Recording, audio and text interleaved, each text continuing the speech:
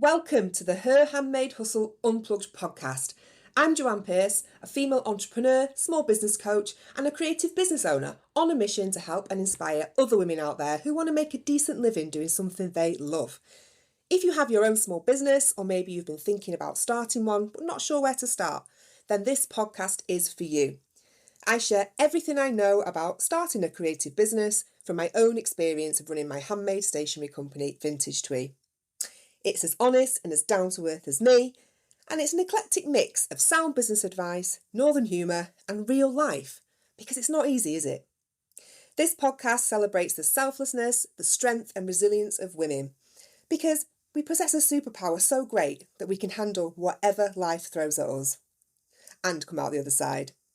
We are survivors, we are warriors, and we are as determined as hell to succeed.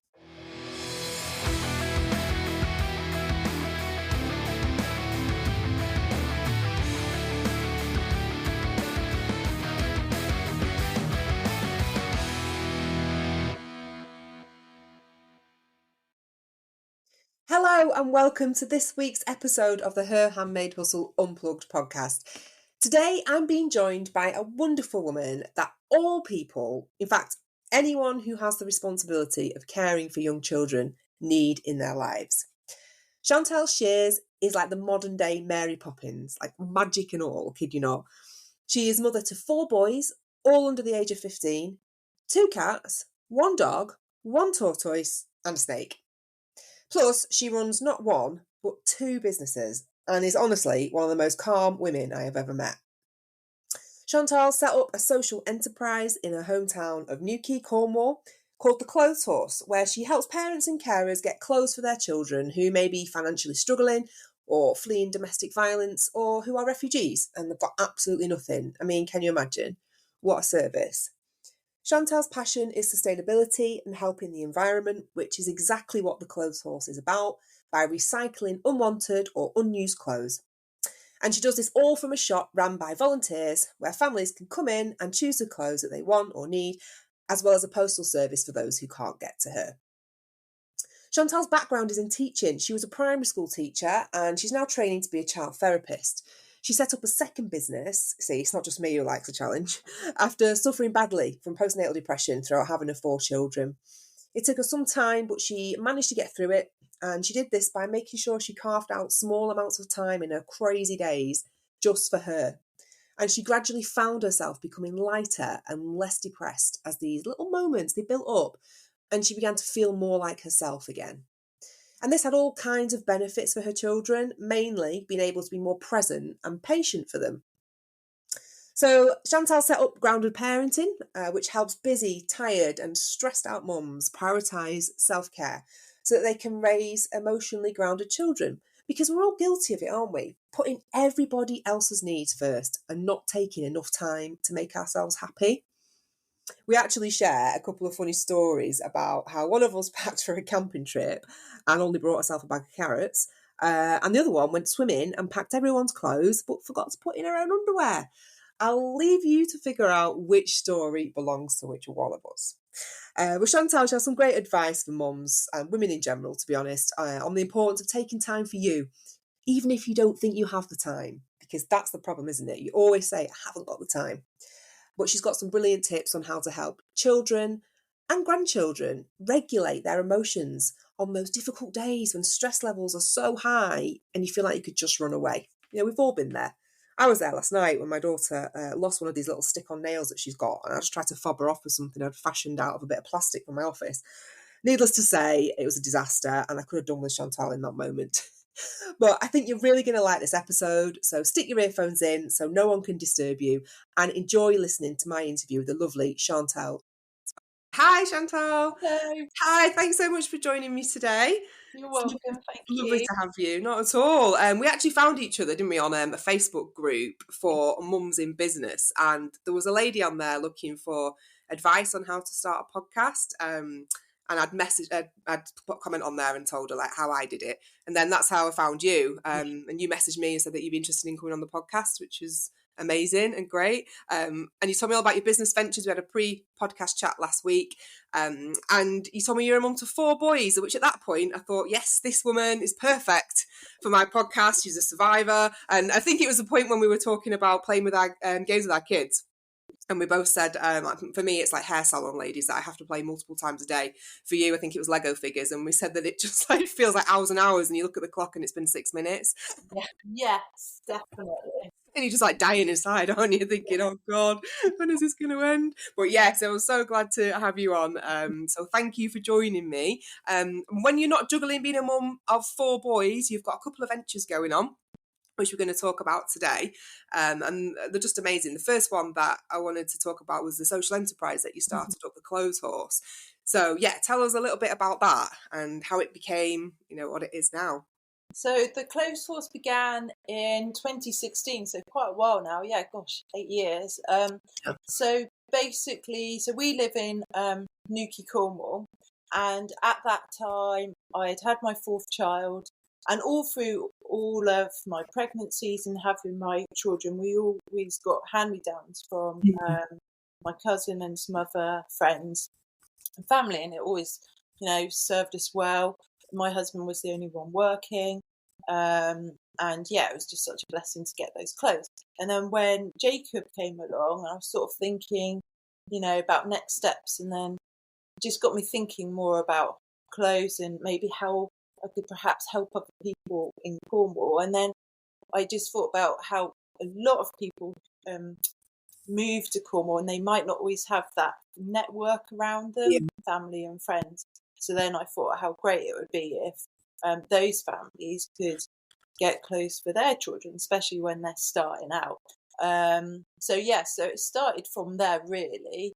And then I didn't have a shop or anything like that. So I put the clothes in my loft. So I started a small little Facebook page.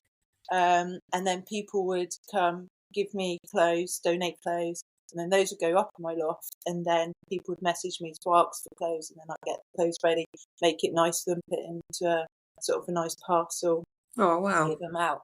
And then obviously it didn't take long for us to overflow our loft. My husband's a carpenter, so he had a workshop, and bless him, basically I just took over that with our yeah.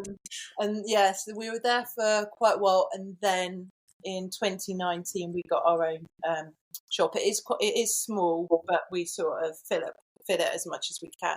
And my thinking has always been that I wanted the way we presented our clothes to obviously look nice. I didn't want anyone to be rummaging through in bags or anything like that. I mean, I do love a rummage, but I just think it'd be nice to have it looking nice, presentable. We've got a little play area for children, so when mums come with their children or mums and dads come with their children, they've got somewhere where the children can just play and that's fabulous. Just browse. And for us also, it's about the environment.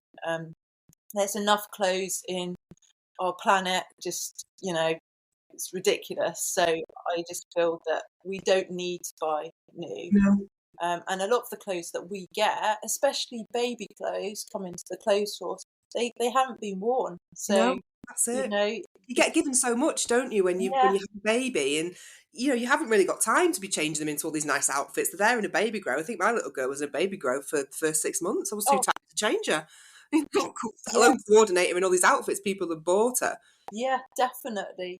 So we're all about being secular, the circular economy, to make sure that the clothes go in, and then myself and the volunteers, we sort through the clothes and we only put out very good quality clothes. So our ethos is that we'll put clothes out that we would dress our own children in or our grandchildren in, so it's of the best quality.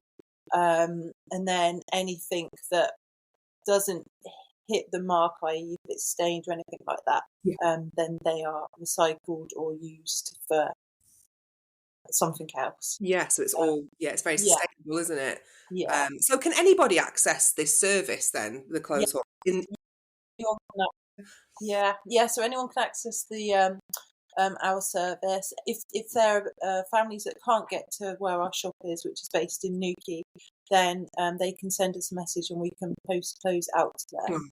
We're in the process, actually. We're hoping to get some funding at the end, if not beginning of the year, to sort of make our postal service bigger, so that then what we're hoping to do is to have it that people can have a a call with us, talk about exactly what they want. We can even maybe show them some items so that we get everything specific for them, and it's a nice experience for them. And then we'll package it up and post it to them. At the minute, families send us a message of what they want. I want clothes for my 5-year-old boy, warm winter clothes, and then we do it that way.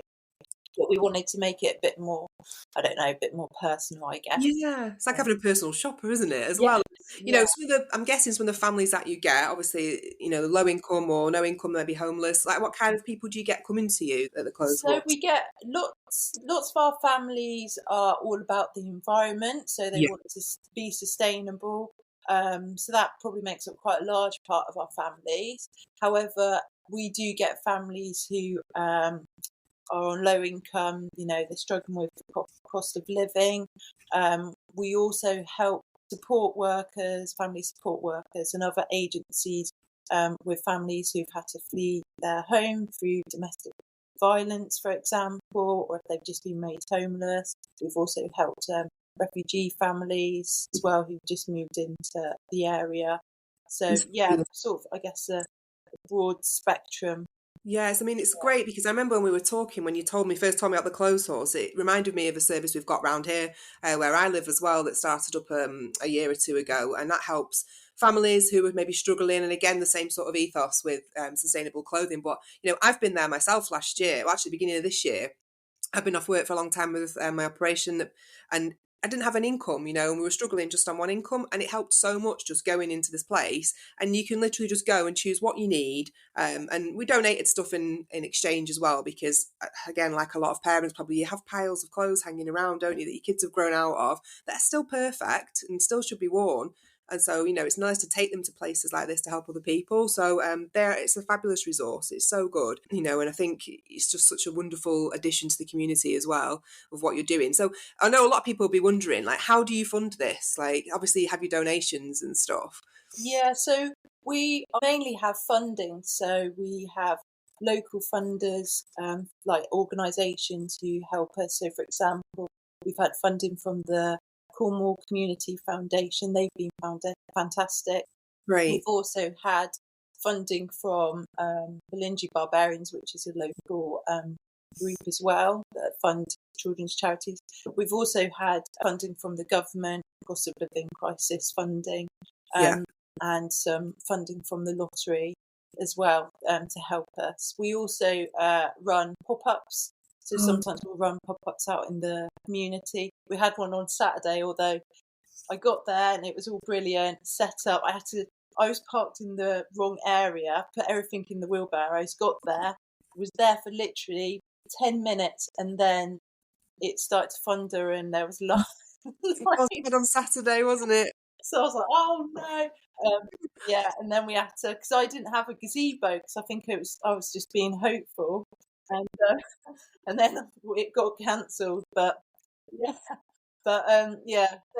yeah, so we do pop-ups, and what we do there is we'll have a couple of rails, and then we have a suggested donation for the clothes people take, and then the same at the clothes source in the shop as well. We put out a suggested donation for clothes, and then we've got a little pot, or people can give a card donation as well. Oh, that's So we, good. I mean, obviously, it's a social enterprise, so yeah, a lot of people might be wondering, like, how do you obviously make money from that? Does it all go back into the? It's not a charity of such, is it? Yet no, it's a social enterprise, so the money I'm guessing that you make just goes back into it all the yes, time, and yeah, you've still got volunteers working for you. Um, yeah. Brilliant. Oh, it's absolutely fantastic. It's such a good venture. Oh, And you know, I'm going to put details of the whole thing. So you've got a Facebook page. Do you have a website? Yes, You yeah, do, we've got yeah. a website as well, and Great. we're on Instagram too. Oh, brilliant. I'll put all those details for people to read about in the show notes, because it's just such a fabulous resource, and Oh, it really is helpful. Like I say, I've used a service like that myself, and it's been a lifesaver, to be honest. thank you. So the second thing that you do, amongst everything else, so you are training to be a child therapist. That's correct, isn't it? Yes. Yeah. Yes. And you have another small business venture called Grounded Parenting. Mhm. So tell us about that and how that came about, because I know a lot of women that listen to this are mums, and I think they would really relate to this service that you offer as well. Oh, thank you. So, grounded parenting came about just from my own journey. So, when I had my elder son, about a year after having him, maybe a bit before that, I got really, really low, really depressed. I believe it was postnatal depression, and it just kept going in sort of waves, I guess, throughout having my 4 children. Well, I think I just sort of recovered when I was pregnant with my 4th, Mm. and it was a massive struggle. And I think out of everything, what got me through it, even though it was really hard, is I just kept sort of. I had a great network around me, but I had to just really push myself to sort of get out there, especially outside, and to basically prioritize me. Yeah. And it was quite a journey to get there. It didn't obviously happen overnight or anything. But when I did start putting in these steps, i.e., for example, I would wake up a bit earlier in the morning before the children would wake up, and I would just spend that time on me and just focusing on me, having a bit of quiet time, journaling, all those sorts of things. And it was starting to make a bit of a difference when I was putting that focus, on me. Yeah. And then through that, I've, you know, my depression has gone. I've been able to, I've seen a change with myself and my children, for example. Like I'm able to be more present. I haven't had all these rambling thoughts in my head, all of those sorts of, things. Like I remember days when I was really low, really depressed, and I was there physically for my Yeah. boys, but mentally I just didn't have the capacity, and I was just feeling rubbish. I was always berating myself, Yeah. just, felt worthless. And I remember actually in the middle of this part, my friend, I went to, I don't know where we were, maybe we were in a cafe or something, and I had a plate of food, and one of the boys came over and took all of my food, so I didn't have a lunch or cake, whatever it was. She Yeah. sat there and she went, "Sham, what about you? Like, you need to eat. What are you gonna have?" And for me, that was a massive moment, and I was like, I hadn't even thought about me, and I think that was a shift that I realised that I need to think about me, and what is that teaching my boys when I don't put me first and think about me? Is it going to make them think, "Oh, I bet I'm not important enough"? Yeah. So from that massive journey, Mm. then that's wanted me to set up grounded parenting to help mums, busy mums, to be able to prioritise their self-care, because I just think it's so important for us. It's so important, and we don't do it enough. Like No, you say, we just get through each day surviving, and it's not until they're in bed and you sit downstairs at night, you might get an hour to yourself and you're shattered. You haven't got yeah, any time. You don't feel like doing anything. And it is really depressing. I know exactly what you mean. I know a lot of women could probably relate to that. And definitely. this being, and we were talking, weren't we, on last week when we spoke about how putting ourselves first Mm, actually benefits our children, because we're there, we've got more energy, we can yeah, give them more of us than probably we could before, even though before we felt like we were giving everything, we probably weren't. mm, But actually prioritising yourself does help. And I know a lot of mums as well listening maybe thinking like, oh, how do you do it? mm, We're so busy. I mean, you've got 4 boys and stuff, and you, like you said, you got up earlier so that mhm, you could have a bit of quiet time. That's probably, I think, a really good way to start the day, because that way you don't feel you're at capacity before they're out of bed. I sometimes feel like I wake up and I'm rushing and I'm there with demanding children and everybody's needs. So having a coffee in peace before mm. they get up is a great way to start. And this whole idea of self-care then. So do you feel now that you can be present, obviously more than you Oh, work most for? definitely. Yeah. And I've also noticed as well, so I'm definitely more present and bless. You know, when, say, your child is telling you a very long story, for Yes. example, that they're very passionate about. I feel that I can just sort of stay in the moment, whereas before, yes, my eyes would be looking at Yeah, them, but I would be me too. somewhere else. Yeah. And I feel that just that shift in me prioritizing myself, prioritizing my needs, has really helped. And I also believe that I'm much more patient. You know, I'm able to listen to whatever they need to say for however long it is.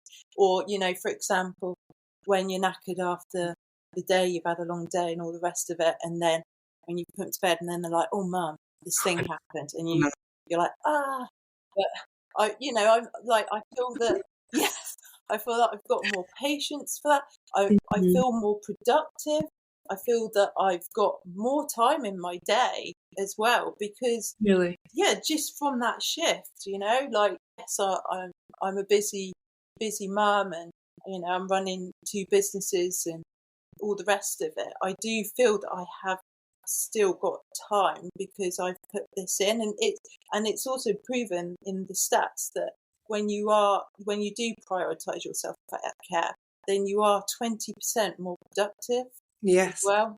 I agree. So, Definitely. yeah. So if you've got, say, like you've got a mum that comes to you and wants help with that, like, Mhm. so what sort of things would you suggest for them? In terms of prioritizing themselves, obviously eating is a big one. Yeah, yeah, definitely.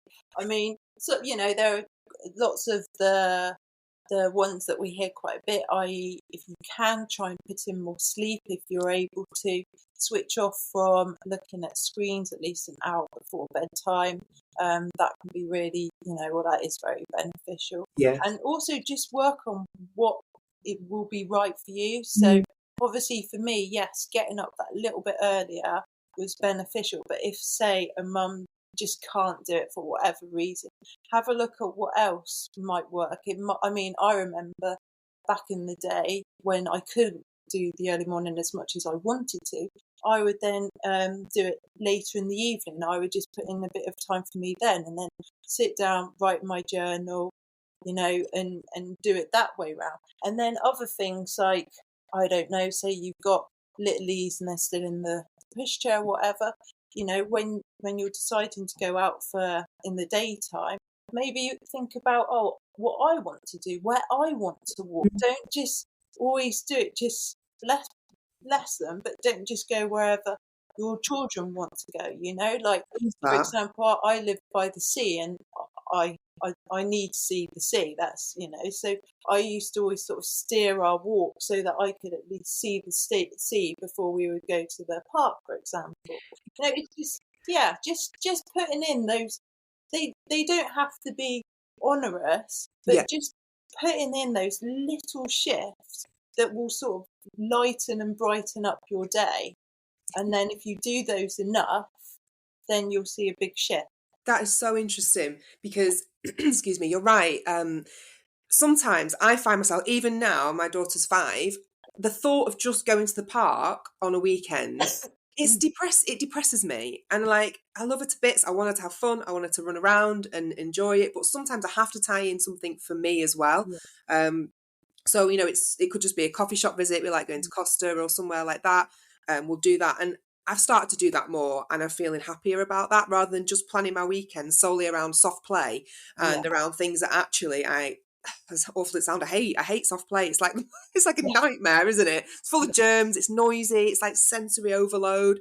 I Yeah. can't bear it. And sometimes she can't, and it just ends up in a huge row, and then the weekend still goes to pot.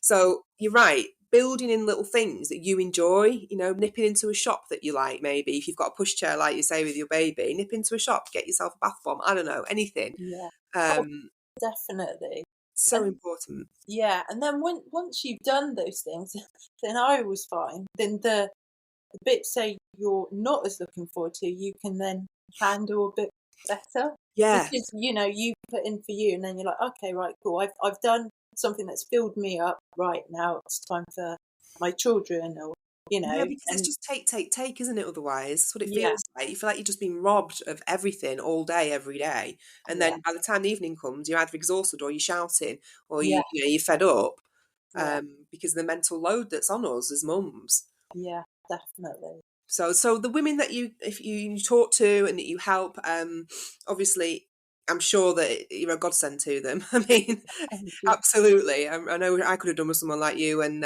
my daughter was born. I struggled a lot for the first 6 months, without a doubt. And saying even now, I have days.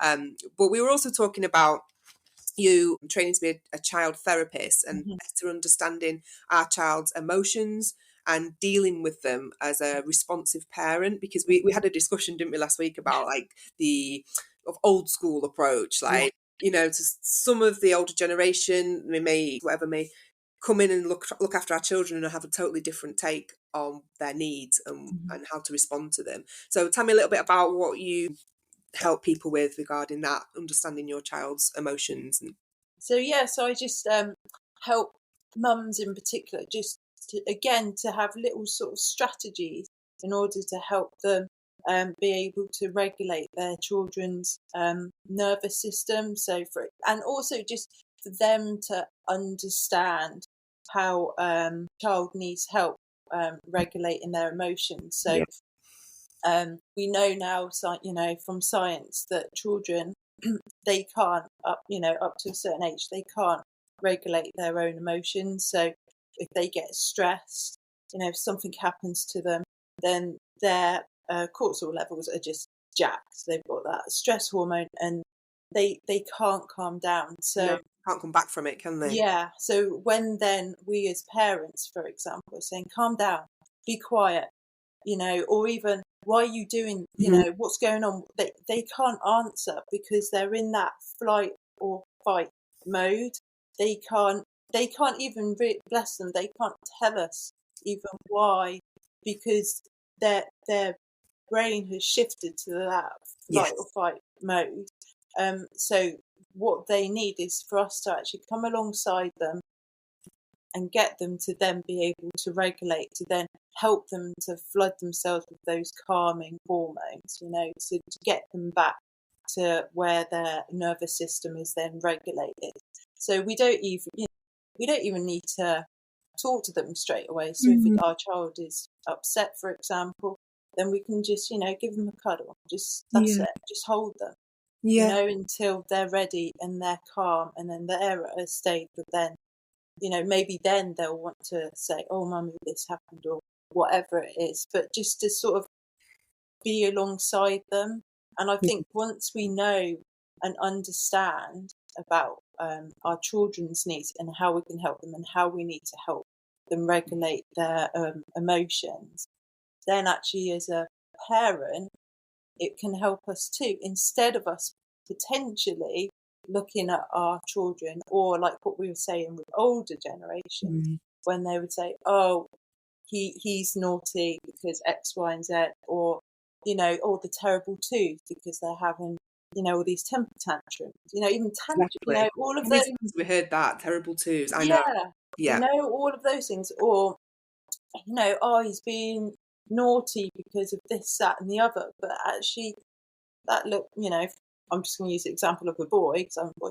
That little boy, he might be screaming and stamping his feet and all the rest of it because he can't actually verbally tell you and explain to you why he's feeling a certain way, and he needs help.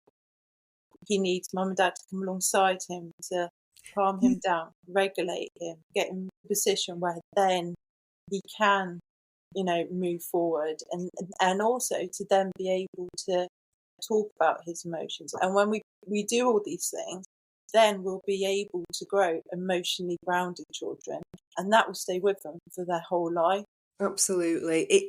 I love that. It's so true. And it's something that both, I mean, me and my sister talk about it a lot. She's got 3 children, and we always try our hardest to be alongside them when they're going through these difficulties. Mm. And, my little girl has a bunny, like a lot of children have comforters. And, guilty as charged. When I'm feeling angry and annoyed when she's not doing what I say. I've sometimes said to her, right, I'm going to take Bunny away. Mm. And then that just makes her spiral. And one of her psychologists that we see, she says to me, well, the reason why you can't get her back from that edge is because you're taking away the one thing that is comforting her when you're mad at her. So she literally cannot get herself back. And it just ends up in a huge, huge, well, just it's awful. It's like a big meltdown, to be honest. So we've stopped doing that now and instead doing exactly what you said, where I sit down next to her and I might not even talk. Yeah. And I'll just give her a cuddle and she will calm down. But what kind of language would you say that we should be using with our children instead of, it's easy just to go, wow, don't do this, don't do that, and snap at them. But how can we speak to them to calm them down?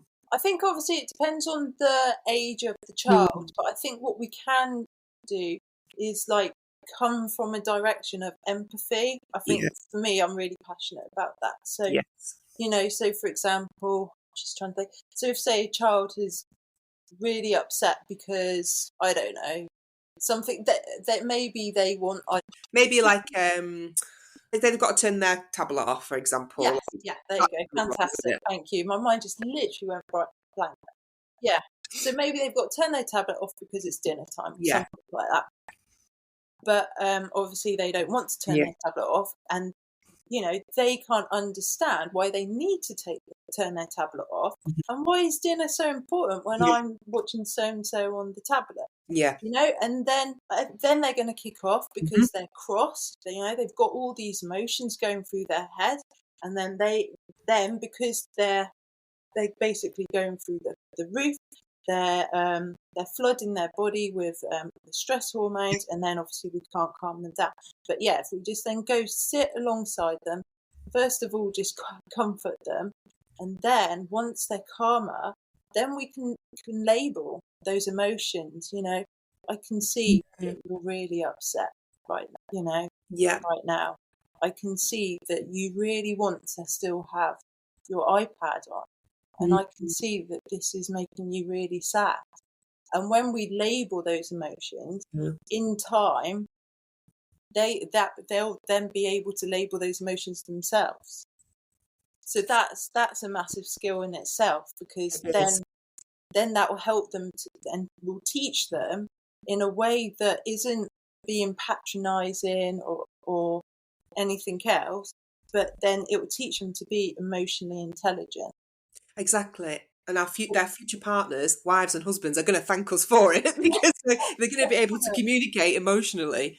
Yeah, definitely. And it's not, and then we don't have to then, obviously give in to our children and say, oh, here's or whatever. We can still obviously set those boundaries, but we can do it in a way that they can see that they are heard. That's a massive thing for children, and also for adults too, is that we want to be heard. I know even personally myself, if say it's a certain time of month, I want to be heard.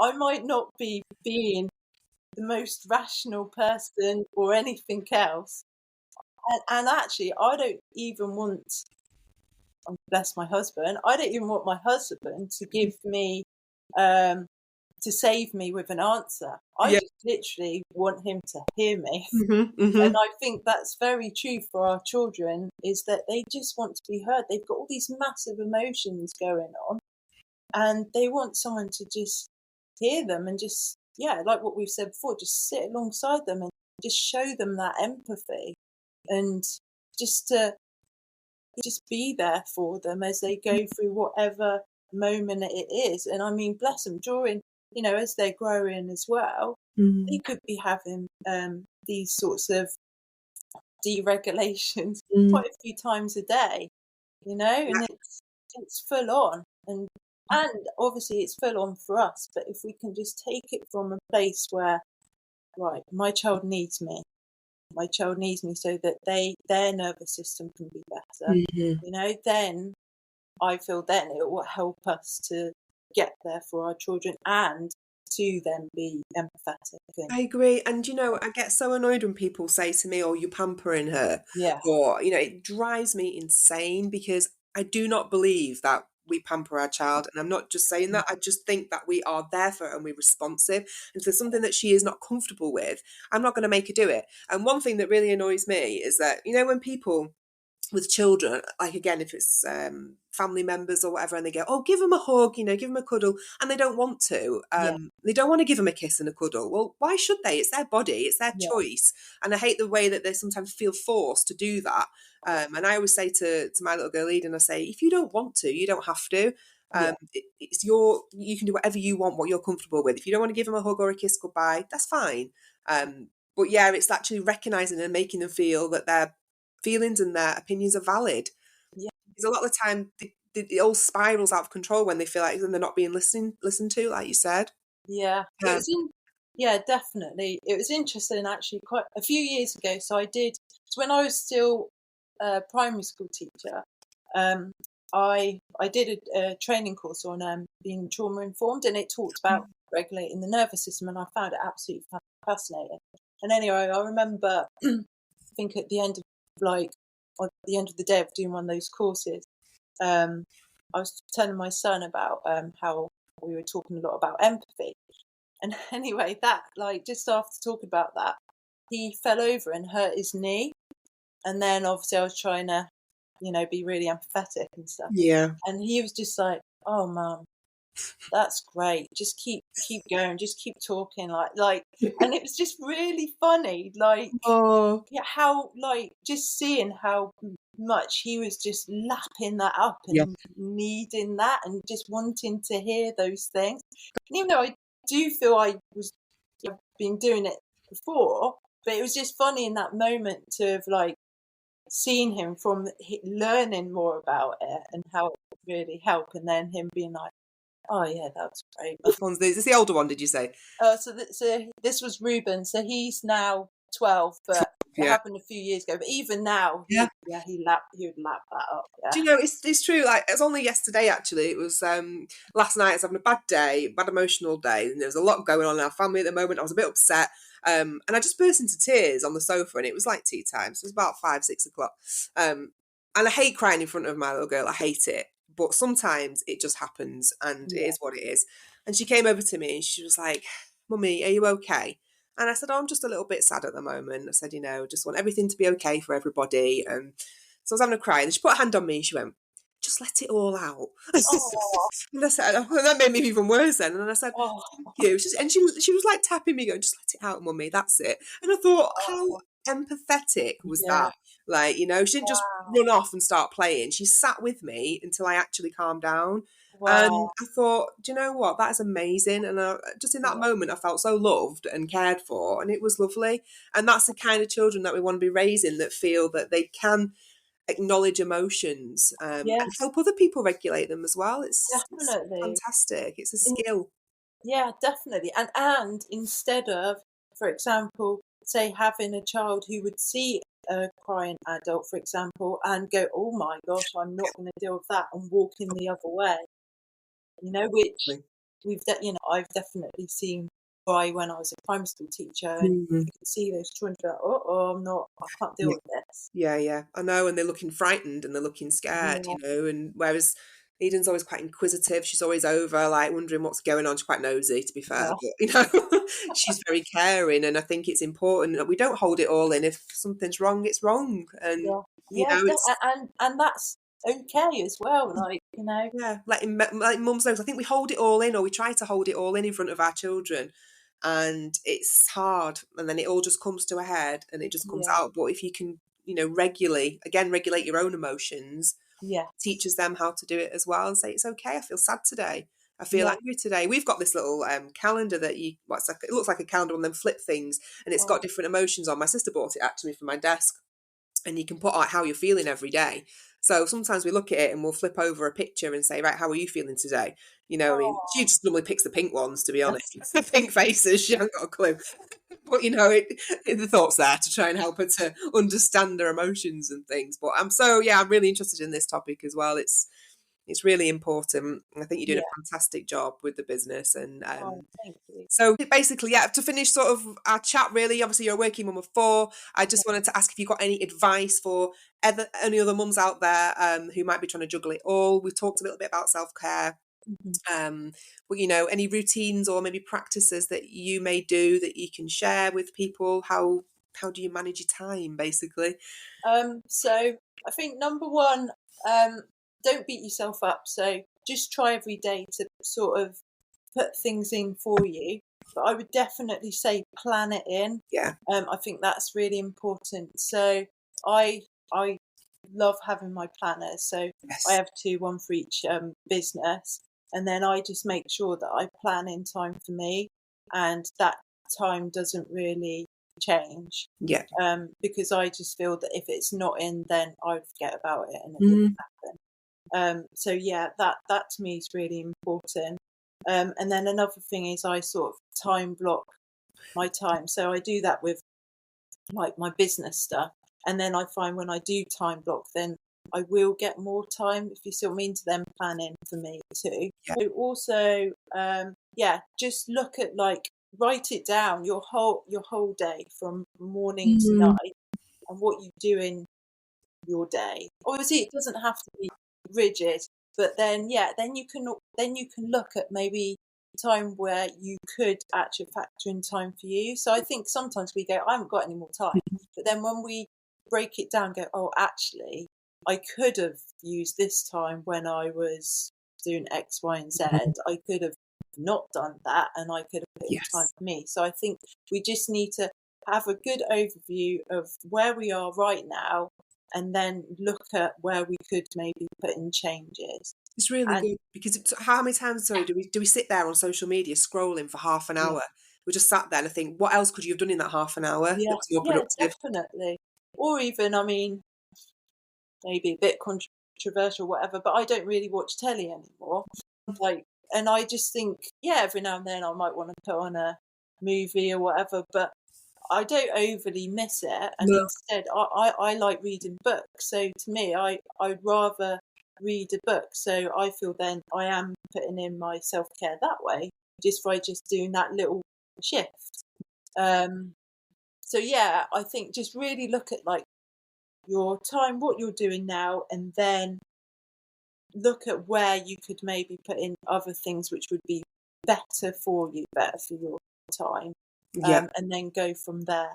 And then going forward, obviously you'll have days when we might go back to our old ways or anything like that, but don't beat yourself up, try not to berate yourself.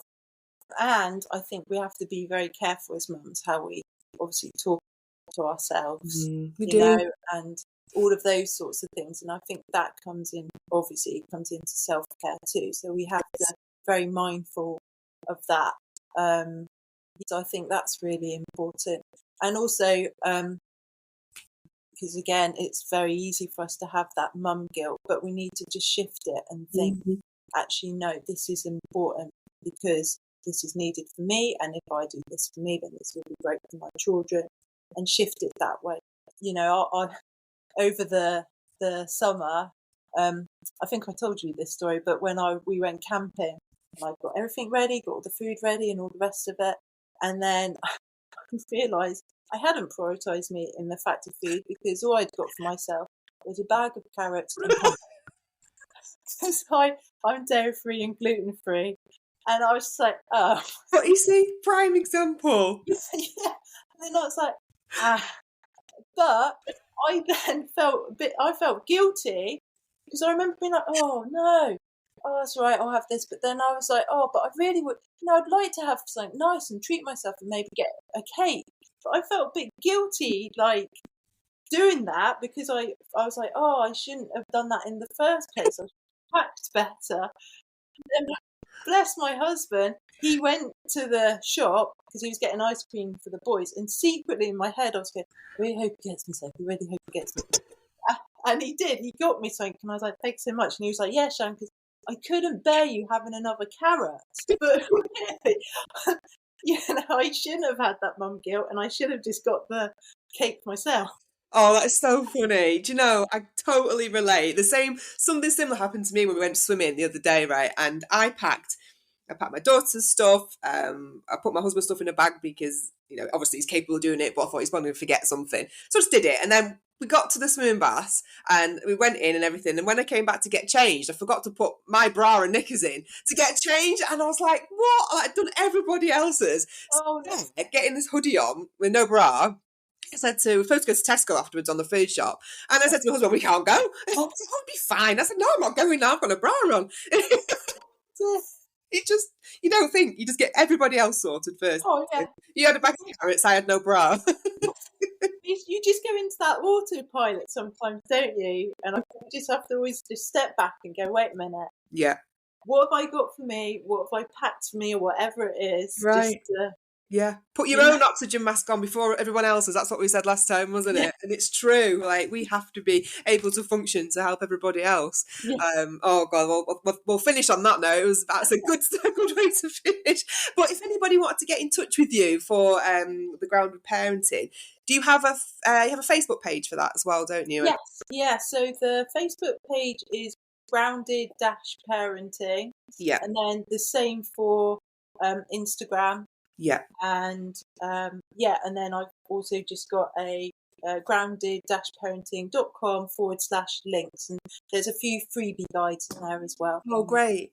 I'll put the link again in the show notes, but I just wish you could move in with me, because I think you'd be like Mary Poppins in this house.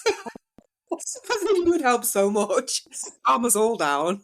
It's been so lovely talking to you. I've really enjoyed it. And I know that everybody listening will be able to relate and will have loved hearing your stories too. So thank you. Take care of yourself, and best of luck with both of your enterprises, your businesses. They're absolutely fantastic. It's been a pleasure talking to you. Oh, thank you. Thank you so much. Take care. Bye-bye for now. Bye. Bye.